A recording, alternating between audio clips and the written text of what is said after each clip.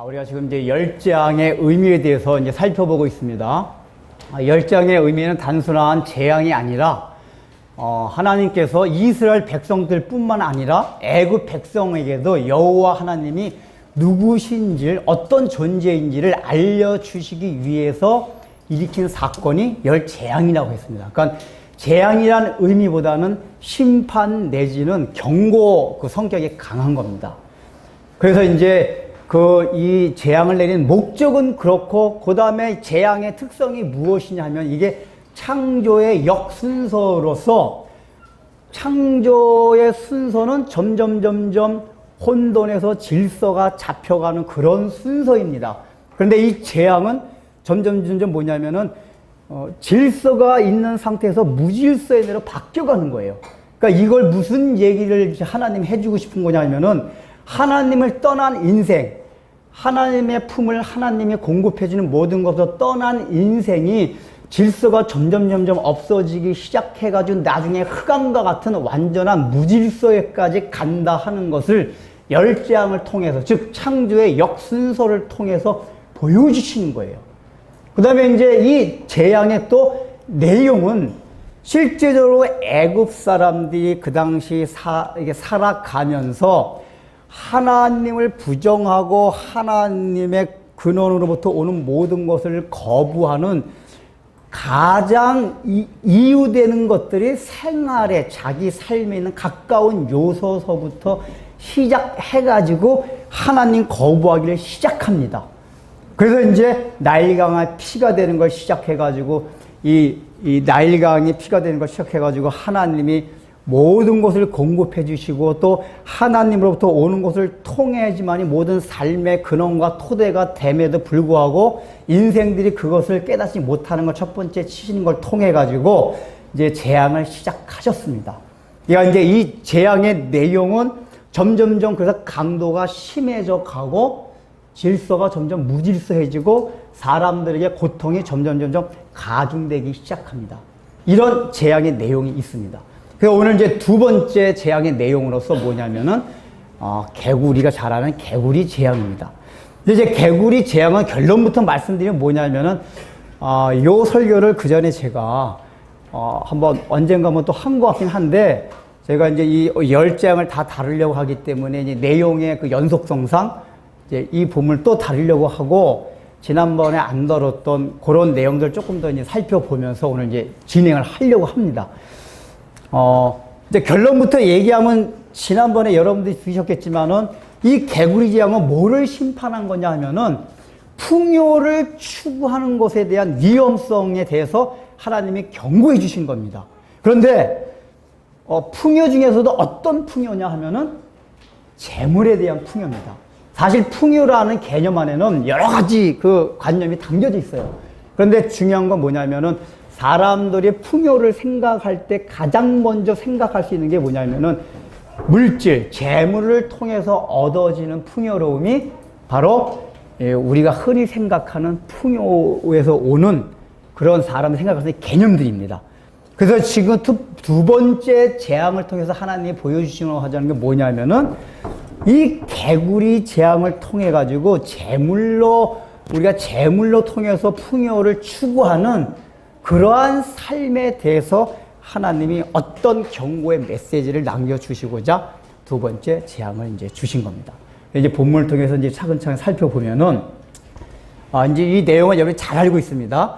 첫 번째 나일강이 피가 됐는데 바로가 그걸 거부하자 하나님께서는 이번에는 뭐를 이제 하냐면은 나일강에 있던 하수에 있던 모든 개구리와 그 나일강뿐만 아니라 조그만 냇가, 연못, 그러니까 집 주변에 있는 모든 곳으로부터 개구리들이 올라오도록 합니다.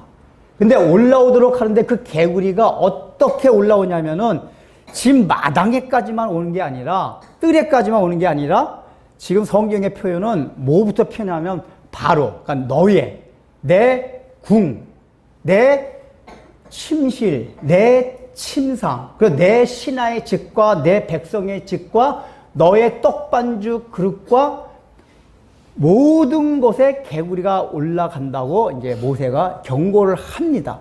그러니까 여기서 전부 앞에 뭐가 붙냐면 내라고 붙어요. 이 얘기가 지금 뭘 지금 보여주는 거냐 하면은 첫 번째 재앙은 바로가 직접적으로 고통을 당하지 않았어요.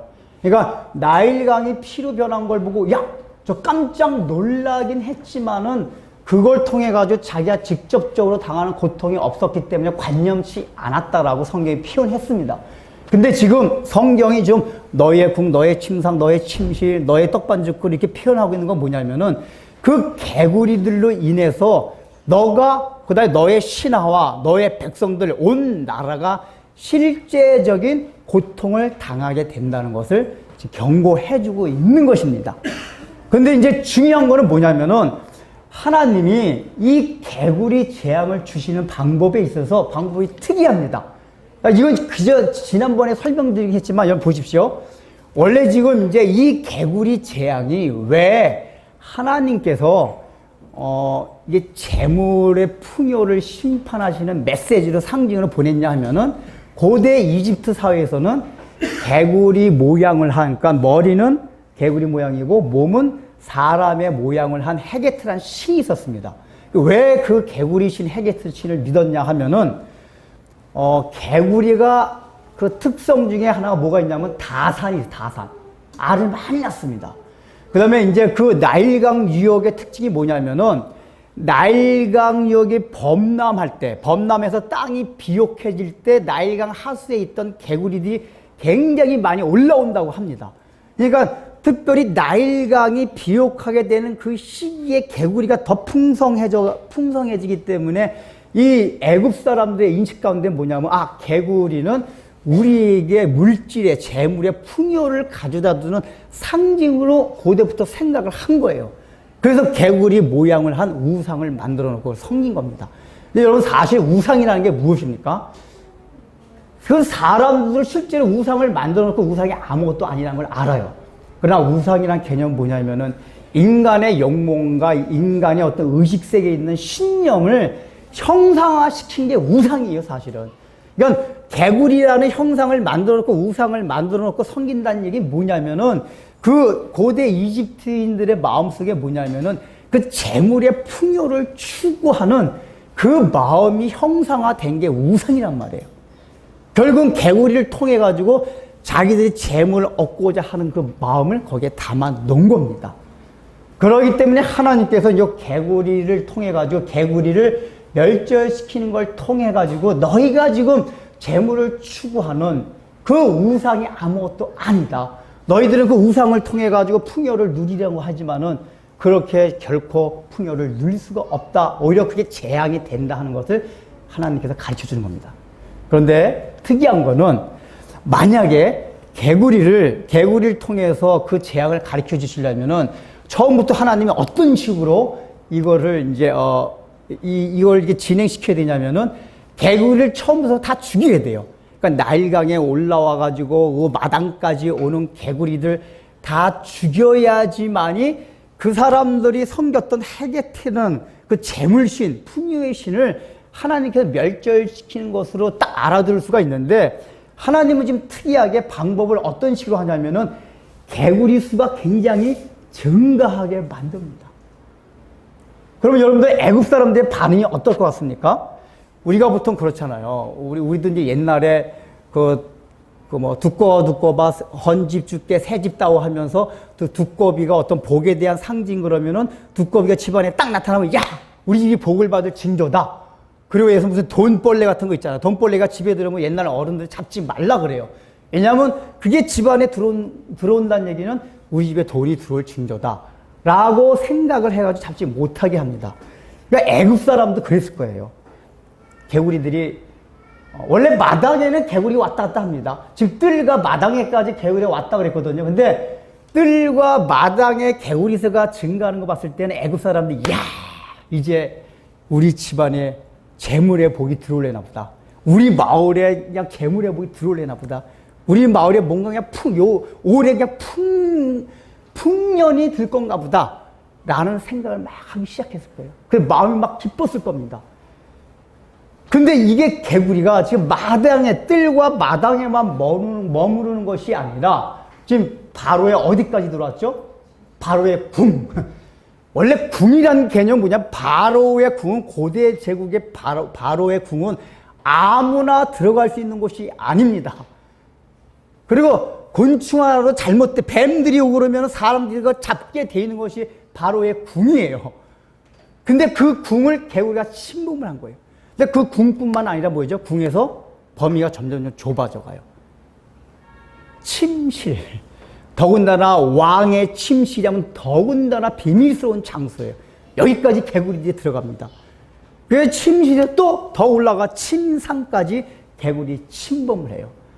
그러다가 나중에 또 어디까지 하죠? 떡 반죽 그릇, 즉 먹는 데까지. 그러니까 밤에 자는 침실, 먹는다는 건 뭐냐? 낮에 하는 행동을 그 상징적으로 보여주는 게 떡 반죽 그릇이에요. 그러니까 이 얘기는 뭐냐 하면은 이 지금 바로와 그 바로의 신하와 에집트의 백성들이 이 개구리를 통해서 밤낮으로 굉장히 어려움을 당했다 그 얘기예요. 고통을 당했다 그 얘기예요. 예를 들면 만약에 마당에만 있으면 개구리 있는 게 사람들한테 피해를 안 줍니다. 근데 이게 자는데도 막 뛰어올라가지고 막 얼굴에 막 뛰어올라고 해봐요. 잠을 제대로 못 자요. 또 낮에 밥을 먹는데 그냥 밥그릇에 막 뛰어올라 봐요. 그 밥을 못 먹습니다. 이 얘기는 뭐냐면은 육체적으로 직접적으로 고통을 주는 건 아닌데 일상생활에 지장이 올 만큼 사람들의 삶에 공공함을 준다 그 얘기예요. 이게 시작이 됐단 말이에요. 근데 어떤 방법으로 해요? 개구리 개체수가 굉장히 증가하는 걸 통해서. 여기 재밌는 게 뭐냐면은 바로가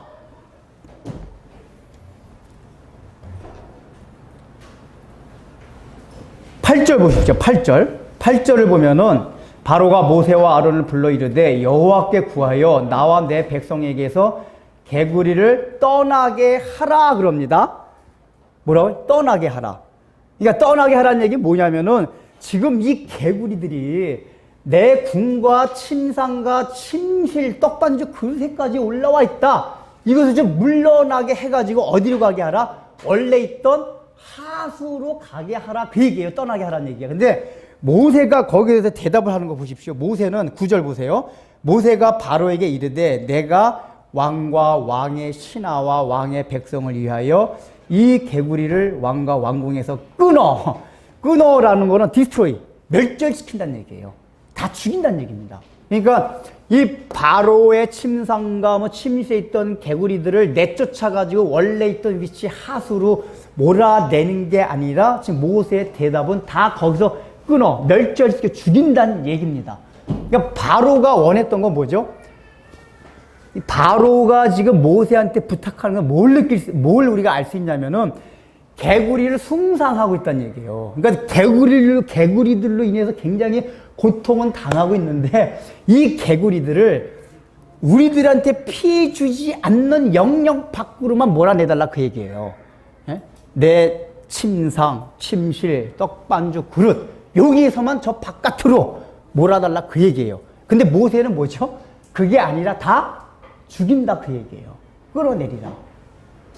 이 얘기는 뭐냐면은 바로의 마음속에는 어떤 마음이 있었냐면은 여전히 개구리가 자신들에게 풍요를 가져다 주는 그 헤게트라는 신이 자신들에게 재물의 축복을 가져다 줄 그런 능력 있는 신으로 생각을 하고 믿고 있었던 거예요. 그래서 가능하면은 고통스러워서 그 개구리들을 진짜 물러나긴 하지만은 내 직접적으로 고통을 당하는 그 영역에서만 물러나게 해달라 그 얘기예요. 왜요?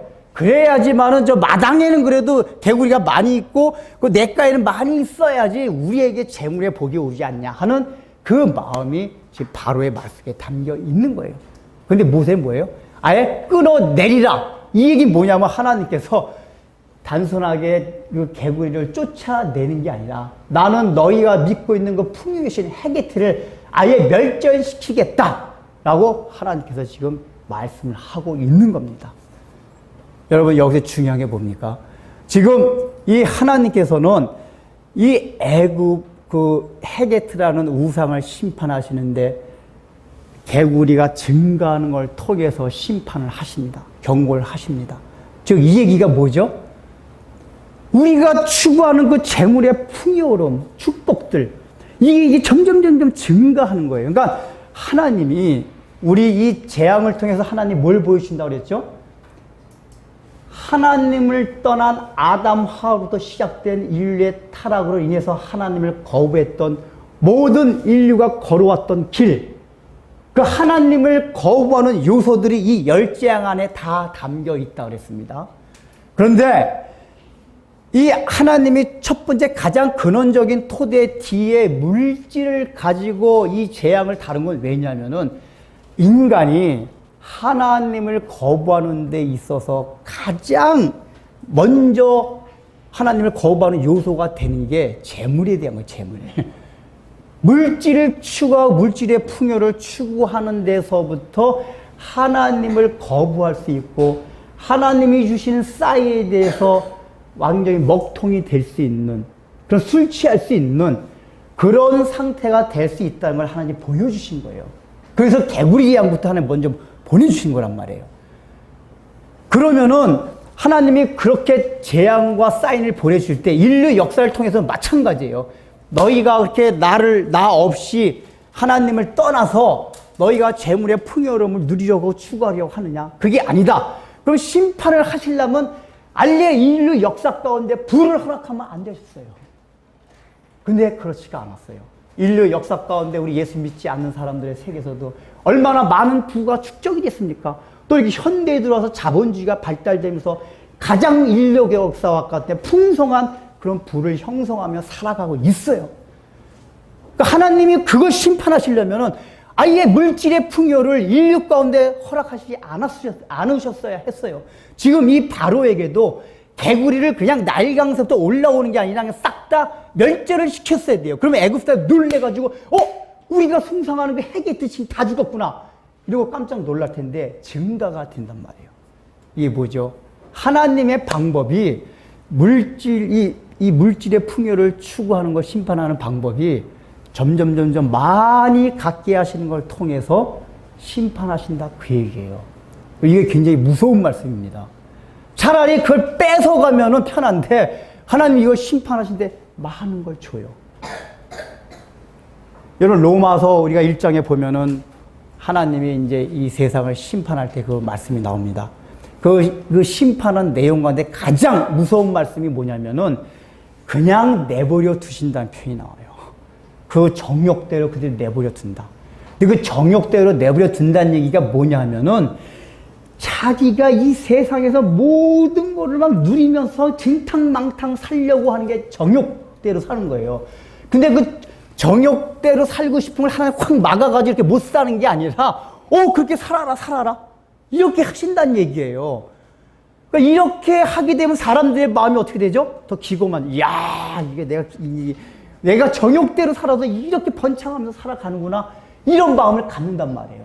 근데 그게 심판이라고 그 얘기예요. 그러니까 사람들이 깨닫질 못해요. 그러면 차라리 멸절을 시키고 하나님 뺏어가면 이거 큰일 났구나. 정말 하나님이 한 분 있는구나. 이렇게 생각을 하는데 점점 더 잘 되니까 회개할 기회를 잃어버려요. 그래서 그게 무서운 심판이 되는 거예요. 이제 바로가 지금 그런 경우입니다.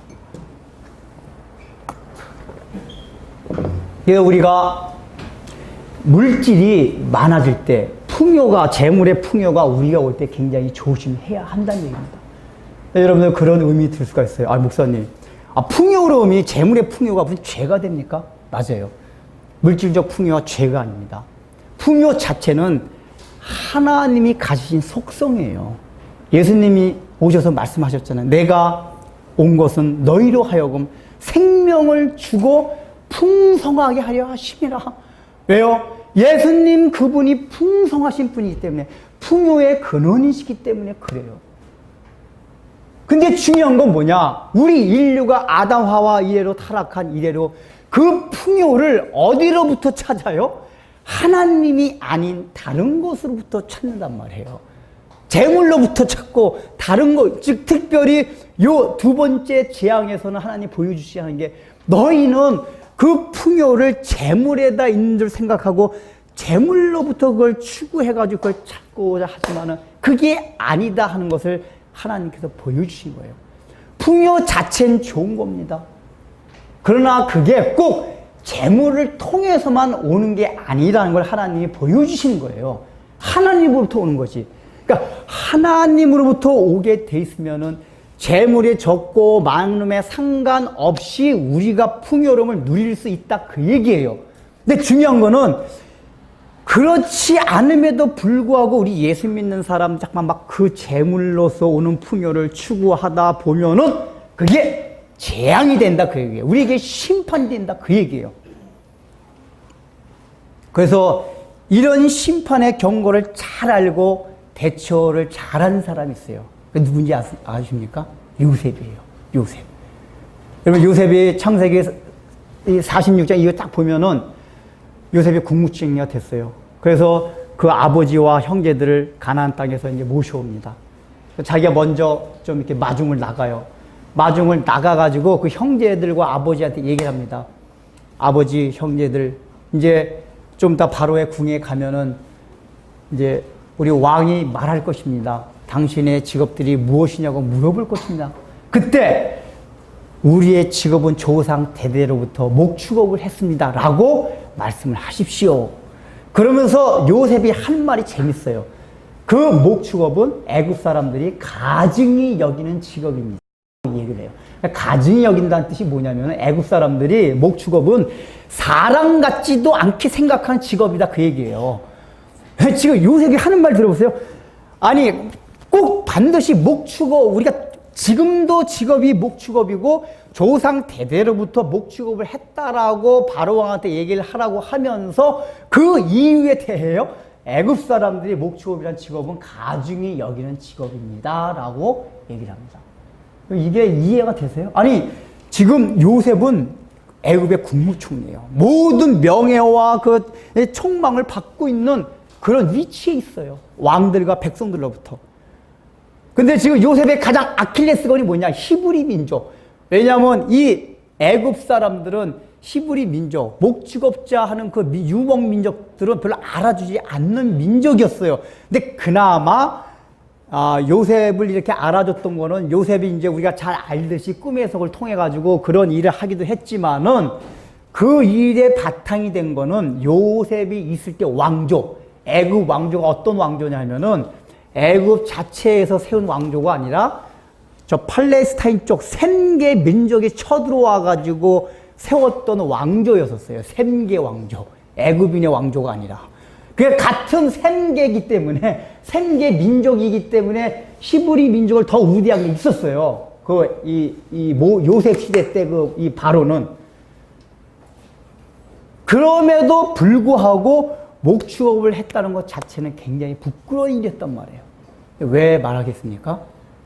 이 요셉은 이걸 통해 가지고 나중에 고센 땅에 자기 식구들을 살게 하고자 하는 의도가 있었어요. 왜 고센 땅에 살고 했죠? 고센 땅에서 목축업을 해야지만이 이 형제들이 애굽 땅에 와가지고 그 애굽의 부유한 문명 속에서 타락하지 아니하고 하나님이 언제든지 이제 가나안 땅으로 가라고 할 때 즉시 출발할 수 있는 마음의 태세를 가질 수 있을 것 같다라는 계산을 미리 한 거예요. 즉 무슨 얘기냐면은 지금 애굽의 문화가 너무 풍요로워요. 요셉이 볼 때는. 요셉의 가족들은 누려보지도 못한, 구경도 못 해본 그런 풍요로움이란 말이에요. 요셉이 살아보니까. 근데 자기 형들이 와서 살다가 그 풍요에 빠지면은 거기서 헤어나오지 못할 것 같아요. 점점점 그것만을 추구할 것 같아요. 요셉은 뭘 믿고 있었죠? 자기 조상 아브라함과 이삭과 야곱이 하신 너희들은 다시 가나안 땅에 돌아갈 것이라는 그 약속을 믿고 있었어요. 그러니까 요셉 스스로가 나는 언제는 우리는 다시 가나안 땅으로 돌아가야 된다는 그 약속을 잘 생각하고 있었기 때문에 자기 후손들도 그렇게 돼야 된다고 생각을 했어요. 그러니까 이 요셉이 그런 마음에서 자기 자손들이, 형제들이 애굽의 풍요를 추구하게 되면은 하나님이 주신 말씀을 반드시 잊어버리게 된다. 이걸 미리 생각해가지고 아예 처음부터 뭐예요? 그걸 추구하지 못하게 그냥 고센 땅, 그 시골 변방 지역에서 목축업이나 하고 그러면 살도록 하게 한 거란 말이에요. 이 얘기 뭐예요? 의식적으로, 일부러 고의적으로 하나님께서 허락하신 풍요조차도 거절한 거예요, 이게요. 이거 굉장히 중요한 말입니다. 그거 해도 상관이 없, 죄가 아니에요. 왜요? 하나님 허락하신 거지. 이 애굽에 들어와서 살도록 한 거는, 애굽의 풍요 속에 들어와서 살도록 한 게 하나님의 허락하신 가운데 일어난 거예요. 근데 요셉은 그걸 스스로 거부했어요. 왜요? 나중에 가나안 땅에 돌아가기 위한 그 마음의 태세를 늘 갖기 위해서는 그 풍요를 추구하는 삶에 빠져서는 안 되기 때문에 그렇게 한 거란 말이에요. 이게 오늘날 우리가 가져야 할 태도란 얘기예요. 예수 믿는 사람. 풍요 자체는 아무것도 아니지만은 그 자체를 추구하다 보면은 올무에 빠진다, 그 얘기예요. 여러분, 오늘 지금 본문에서 이제 뒤에 지금 바로가 그렇게 간청을 합니다. 간청을 하니까 지금 어떻게 이제 역사를 하죠? 하나님이 이제 개구리를 어떻게 몰아냅니까? 몰아냅니까? 다 죽어요. 죽였어요. 바로의 원대로 개구리들을, 자기들을 괴롭히는 그 궁과 침상과 침시에서만 물러나게 한 게 아니라 아예 다 죽였어요. 죽여가지고 그냥 산더미처럼 쌓이게 만들고 거기서 악취가 나게 만들도록 했습니다. 이게 뭔지 아세요? 애굽 사람들, 여기 본문 재밌는 게 14절 보세요. 14절 같이 읽어보겠습니다. 시작. 사람들이 모아 무더기로 쌓으니 땅에서 악취가 나더라. 자, 여기서 사람들이 누구죠? 애굽 사람들이에요. 지금 애굽 사람들은 개구리를 숭상하는 사람들이에요. 근데 이게 개구리가 시체가 돼버리니까 그냥 막 쌓아놓고 이제 개구리를 약간 뭐예요? 막대한다, 그 얘기예요. 그러니까 이 사람들 마음속에 뭐가 생긴 거냐? 야, 우리가 이렇게 우리에게 재물을 가져다 줄 것으로, 풍요를 가져다 줄 것으로 생각했던 이 개구리가 우리에게 고통을 줬을 뿐만 아니라 저 모세와 아론이 믿는 여호와 하나님에 다 죽음을 당했구나. 그래서 악취를 내고 있구나. 이걸 깨달았다, 그 얘기예요. 깨달았어요. 이 얘기가 뭡니까? 이방 민족들 가운데서도 하나님이 그걸 깨닫게 하실 때가 있어요. 즉, 하나님이 어떻게 역사를 하셨냐면은, 여기 중요한 건 뭐냐, 나일강에 있는 개구리까지 다 죽이지는 않으셨어요.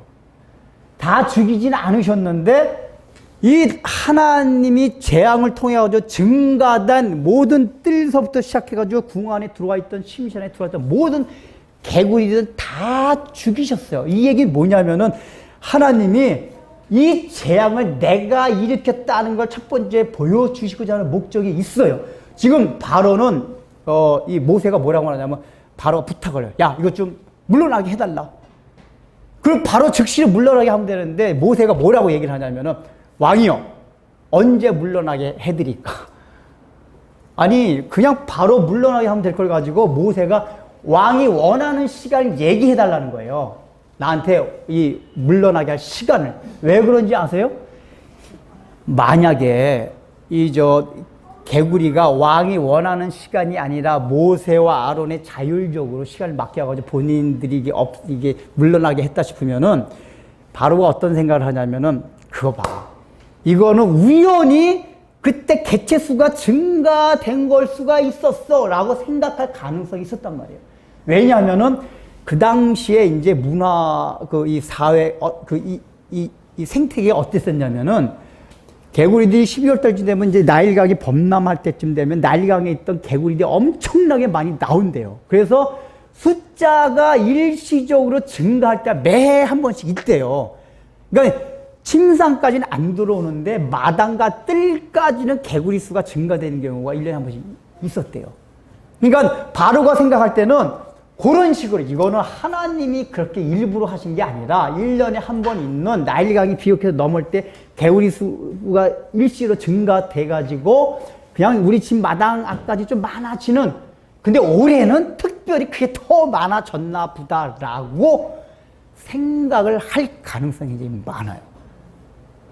그래서 그거를 딱 끊어내리려고 바로한테 언제 원합니까? 그러니까 왜냐면 바로가 원하는 게 계산을 해가지고 요 정도면은 이거는 정말 일시적으로 그냥 없어지지 않는 시간일 것이다 라고 바로가 스스로 대답하게 한 거예요. 그 바로가 내일 아침이라고 얘기를 해요. 자, 물러나게 해달라고 합니다. 바로가 왜 지금 현재 막 고통스러운데도 불구하고 당장 없애달라고 하지 않고 내일이라고 얘기를 했겠습니까? 지금 바로의 마음은 아직까지 계속 그런 거예요. 내일 하룻밤만 내가 지금 고통스럽긴 하지만 하룻밤만 자고 견뎌보자. 그래가지고 하룻밤 전에, 그러니까 모세와 약속한 시간은 내일 아침에 물러나게 해달라고 했는데 아침 전에 개구리가 물러나기를 바랐던 거예요. 그러면 어떻게 얘기가 되죠? 야, 모세, 아론아, 봐라. 너희 하나님이 그런 게 아니라 이 개구리들은 올해 특별히 올해만 다른 해에 비해서 굉장히 증가됐던 해다. 다 봐라. 너 분명히 어제 나와 약속하지 않냐? 너희 하나님이 아침에 물러나게 하겠다고 약속하지 않았냐? 근데 봐라. 밤사이에 다 물러나지 않았느냐? 라고 딴지 걸라고 한 거란 말이에요. 그래서 그 고통스러운데도 불구하고 당장 개구리를 물러나려고 한 게 아니라 내일 물러나달라고 한 거예요. 그래서 하나님은 딱 바로가 말한 그 정한 시간에 개구리들 다 전멸을 시켰어요. 여기 바로의 마음이 무엇을 말합니까? 지금 바로는 이걸 통해 가지고 야, 하나님이 아닌 그 헤게트란 우상을 통해서 우리가 풍요를 추구하는 게 얼마나 어리석고 신기루 같고 그게 허상이다. 이걸 참 안 거예요. 잠깐 깨달은 거예요. 지금 여기서도 둘째 지역에서 뭐가 나오죠? 요술사들이 자기들이 개구리를 더 증가시킵니다. 바로가 불러요. 그러니까 바로가 어떻게 하라고 명령 내리지는 않았는데 이 요술사들이 어떻게 하냐면은 아론과 모세가 한 거와 똑같이 개구리 개체수를 증가시킵니다. 이게 첫 번째 재앙과 똑같아요. 첫 번째 재앙에서도 자기네들도 모세와 아론을 따라 한다고 어떻게 했냐면은 나일강이 피를 맞는 걸 다시 물로 환원시킨 게 아니라 열심히 하수를 퍼가지고 지하수를 퍼가지고 떠온 물을 더 피로 만들었어요. 고통을 증가시켰어요. 근데 지금 또 그 짓을 하는 거예요. 개구리 수를 더 증가시켜요. 이 얘기가 뭘 말하는 겁니까? 지금 물질의 풍요를 통해 가지고 하나님이 막 증가해 가지고 재앙을 보여주고 있는데 그걸 이제 재앙이라고 이제 사람들이 깨닫는 그 순간 사람들의 마음 어떤 마음이냐면은 아니다. 그래도 우리도 하나님이 주신 너희가 생각하는 거 하나님이 주신다고 하는 그걸 해볼 수 있다. 해가지고 더 발버둥을 치는 거란 말이에요. 발버둥을 치는 역사를 여기서 보여주시는 거예요. 근데 그게 한계가 있어요. 한계가. 이 요술사들은 이 여기서 개구리를 죽이지 못해요. 없애지 못해요. 개구리들을 증가시키기만 해요. 즉 우리도 하나님 흉계를 낼 수 있다. 모방할 수 있다. 이것만 보여주는 거란 말이에요. 거기서 끝입니다. 이제 참고로 여기 요술사라고 표현되어 있으니까 우리가 오늘날 생각할 때는 야, 요술 부리는 사람 이제 이렇게만 생각하기 쉬운데 이 당시에 애굽의 요술사라는 거는 어떤 개념이냐면 오늘날의 학자나 비슷해요. 근데 오늘날의 학자인데 고대 애굽에서는 그 학문 자체가 천문학, 점성술 여러 가지 혼합된 학문이었어요. 그러니까 학문 자체 속에 점성술 이런 게 다 들어가 있었단 말이에요. 이렇게 마술하는 비슷한 것들. 그게 학문의 세계에 다 있었어요. 그러니까 그 당시에 모든 학문 세계를 섭렵한 사람들이 술사였어요. 이게 그 전에 성경엔 술사라고 번역이 되는데 지금 요술사 하니까 꼭 요술사 하니까 더 좀 이상하게 느껴지는데 그러니까 고대의 학자들이에요. 학자들. 모든 것을 능가하고 모든 것을 섭렵하는 그런 사람들이란 말이에요. 그 이런 능력을 행했단 말이에요. 그러니까 우리들도 그걸 할 수 있다 하는 걸 보여준 거예요. 근데 거기까지가 끝이었어요.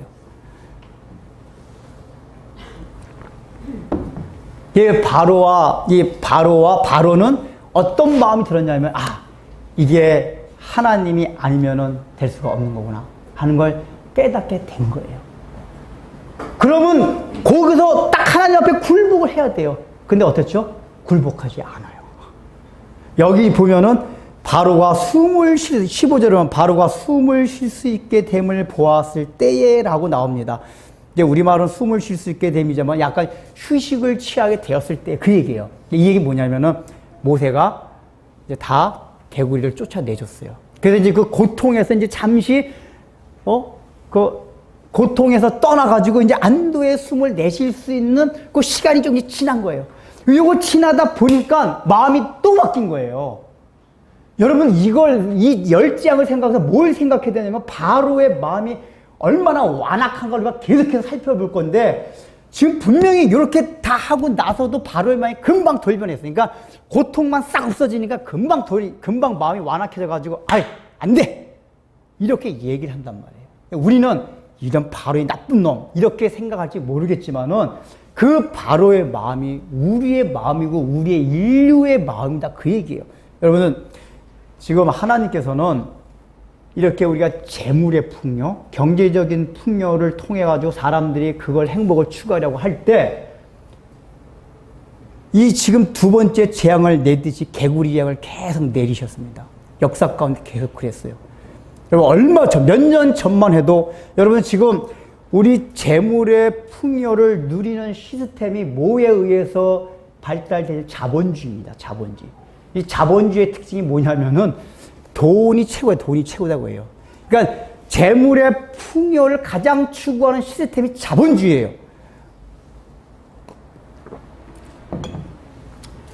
근데 여러분들 그래서 사람들이 야 이것만 발달되면 우리에게 유토피아가 올 것이다.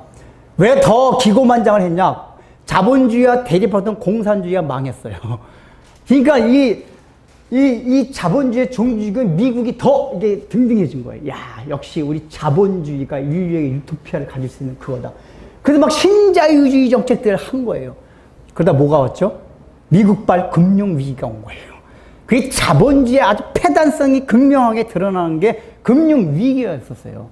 근데 사람들이 그걸 딱 보면은 야, 이게 자본주의가 다가 아니었구나. 이게 굉장히 인류에게 재앙을 일으킬 수 있는 그런 시스템이구나. 이걸 알아야 돼요. 근데 그때 학자들이 그걸 알고 있었어요.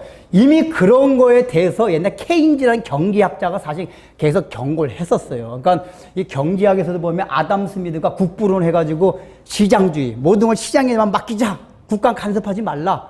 자본주의 최고로 발달하기만 했어요. 근데 케인즈라는 학자가 그게 아니다. 그렇게 내버려두면 풍요 속의 빈곤.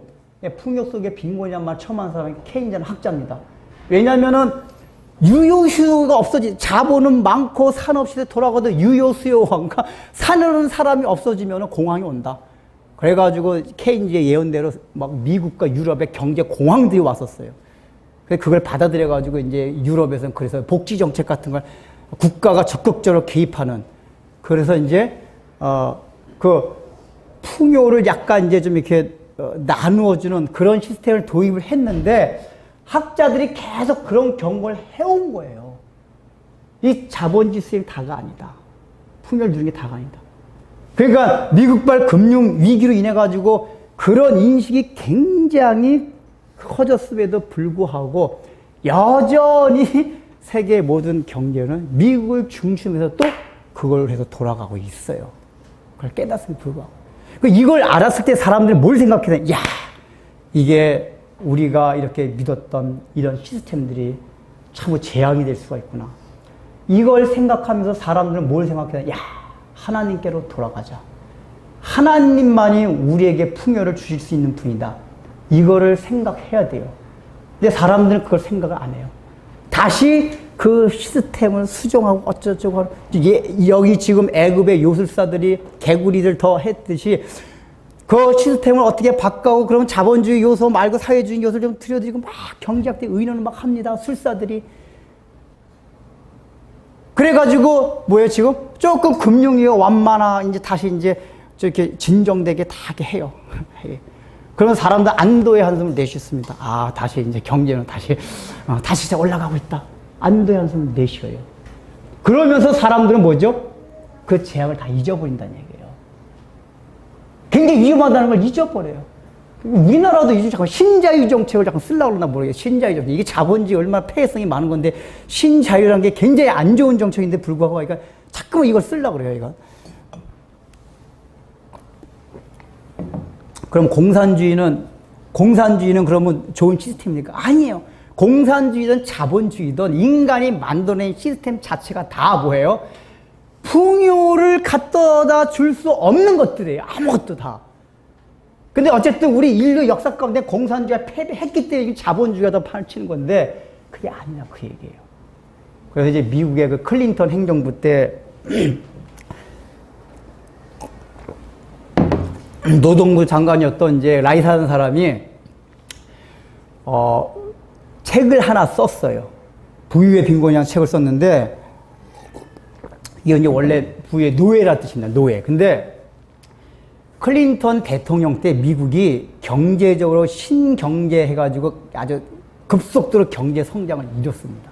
근데 이 사람이 특히 노동부 장관이었기 때문에 이제 그런 걸 많이 관찰했는지 그 산업 구조 시스템상의 문제를 통해 가지고 부유의 노예란 책을 썼는데 그 내용이 뭐냐면은 미국 경제가 굉장히 잘 돌아가고 막 굉장히 풍요로워지고 풍성해지고 있는데 문제가 굉장히 많다 하는 걸 그 사람이 알게 됐어요. 무슨 문제냐면은 그 사람이 이런 질문해요.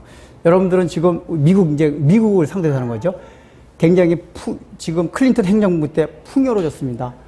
풍요로워서 여러분들의 삶에 여유가 있습니까? 라는 이런 질문들을 시작해요.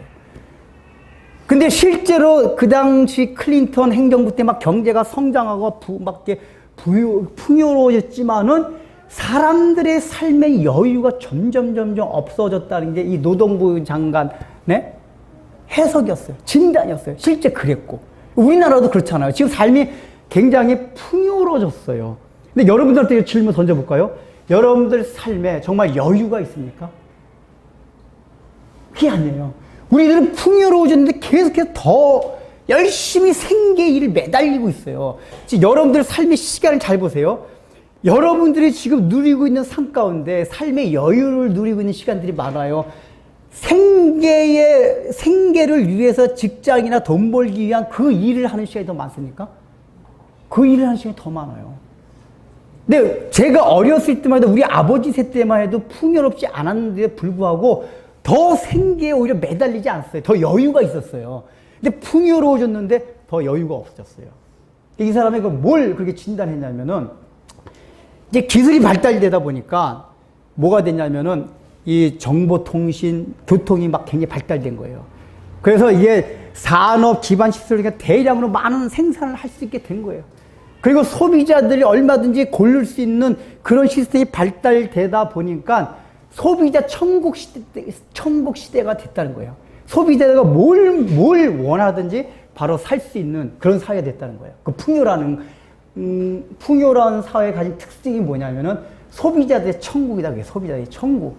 근데 중요한 건 뭐냐면 이 소비자들이 천국은 됐는데 그걸 누리기 위해서는 소비자들이 뭘 해야 돼요? 돈을 벌어야 돼요. 돈을 벌기 위해서는 소비자들이 또 마찬가지로 반대로 판매자, 제조업자, 그게 돼야 된단 말이에요. 근데 지금은 경쟁이 너무 치열하다 보니까 그 판매자가 되는 과정 속에서 그전보다 더 많은 수고와 노력을 해야 돼요. 그래서 더 분주해지고 바빠지고 여유가 없어졌다는 거예요. 그게 이제 그 책의 주 내용입니다. 이제 이 사람이 내린 결론이 이거예요. 우리가 그 경제적인 풍요로움이 있으면은 굉장히 여유가 있을 줄 알았는데 실제 결과적으로 그렇지 아니하고 우리 산업 구조 시스템 자체가 그렇지 않다. 이거는 결국은 시스템 문제적으로 볼 때도 인류가 계속해가지고 산업을 발전시키고 그걸 통해서 풍요를 얻고자 하면 할수록 이런 건 악순환이 될 수밖에 없다. 이걸 얘기한 거예요. 우리도 마찬가지 아니에요. 이게 우리가 누리는 풍요, 재물을 통해서 누리는 그 풍요들을 통해서 우리는 그런 시대 속에 살아가고 있습니다. 그런데 이런 풍요를 누리지만은 우리의 삶 가운데 얼마나 여유가 있습니까? 분주해졌어요. 이런 것 자체가 이미 재앙이에요, 여러분들. 이걸 아시란 얘기예요. 분명히 이 시대는 풍요로워졌고 내 개인 생활도 옛날에 비해서 풍요로워졌는데 실제 내 삶에서 누리는 여유와 행복이 없다면 그게 재앙이 더 분주해졌어요. 더 바빠졌어요. 요즘 학생들도 왜 더 바빠요? 학생들이니까 그러니까 이게 이제 그 사람 얘기가 그래요.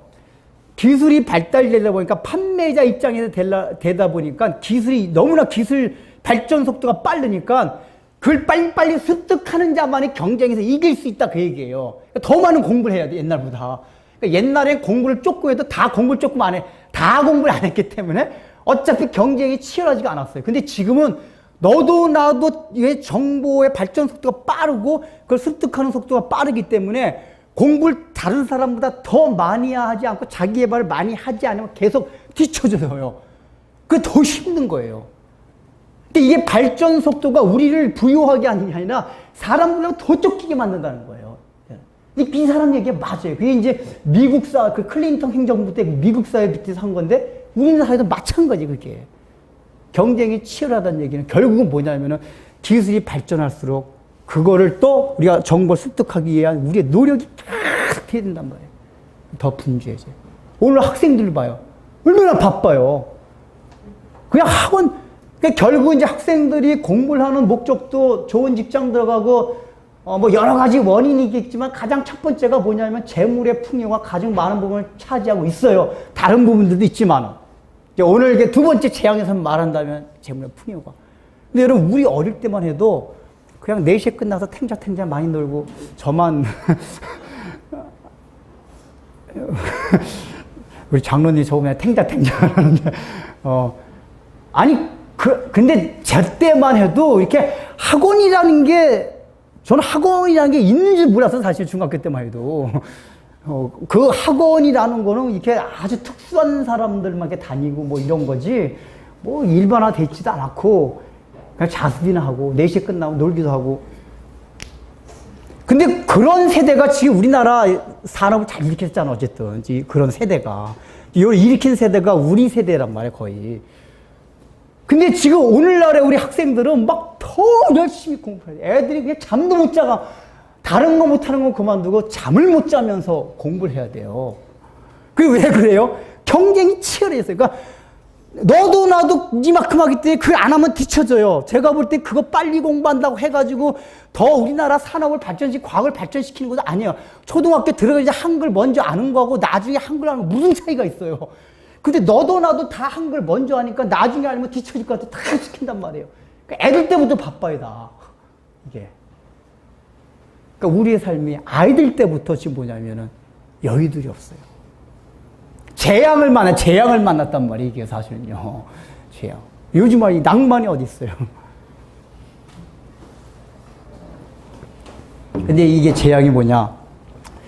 이렇게 차근차근 이제 조금씩 들어오는데 좀 커지면은 이제 그때 깨달아요. 이 재앙도 처음에 나한테 그 고통이 적을 때는 이게 별로 안 깨닫게 되다가 이게 너무나 그냥 막 반죽그릇 밥그릇 위에까지만 올라올 때 안 되겠다. 하나님. 이게 정말 하나님이 있어야 되겠습니다. 이렇게 생각을 하는데 그 전까지 생각을 못 해요.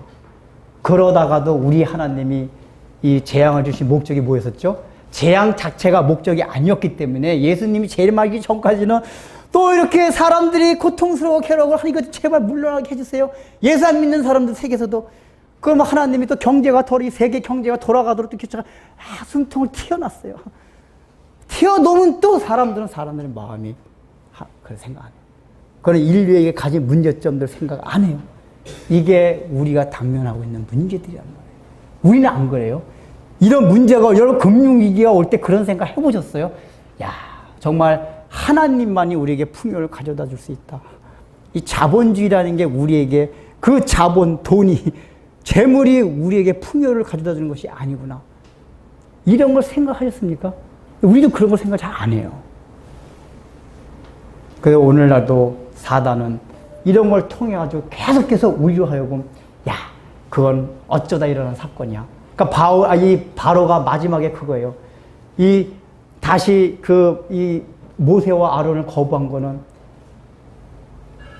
자기가 요청에 의해가지고 그렇게 하긴 했지만은 나중에 생각해보니까 아니야. 그거는 우연히 그런 걸 거야. 내가 그때 아침에라고 했지만 이 시간을 이틀로 잡아볼 걸 라고 마음에 생각했을 거란 말이에요.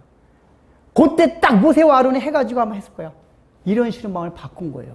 그렇기 때문에 그들이 그 마음을 완악해서 거부한 거란 말이에요. 그게 우리의 마음입니다. 여러분들, 예수 안 믿는 사람은 이런 마음을 갖는다 할지라도 우리들은 어떤 마음을 가지게 됩니까?